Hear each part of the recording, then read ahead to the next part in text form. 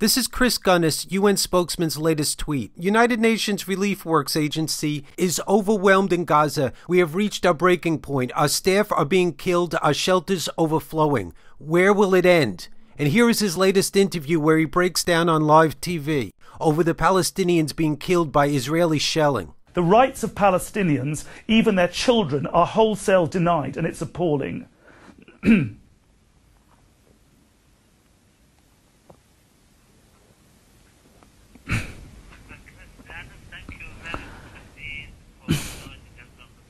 My pleasure.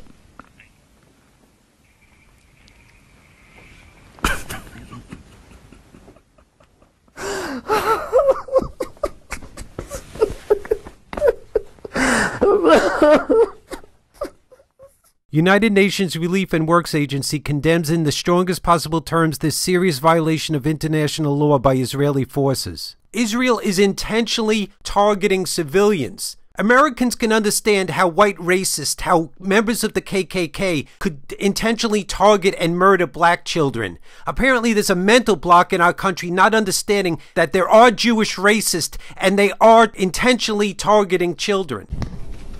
This situation is only getting harder, kids are being targeted, and the international community stands silent. Please use the YouTube tools to share this video with everyone you can. The world needs to understand, especially the American audience, that Israel is intentionally murdering Palestinians. And see my prior video. There's been a massive misrepresentation and suppression of basic facts in order to fool the American people about what Israel is and what Israel has been doing. It's time to change the fundamental understanding and relationship of the American people to the state of Israel. Please use the YouTube tools to share this playlist, including videos by Rabbi Weiss and other examples of media manipulation and suppression. Let's not allow the deaths of all those Palestinians to be in vain. Challenge the lies that the American people have been fed about what Israel is about and what Israel has been doing.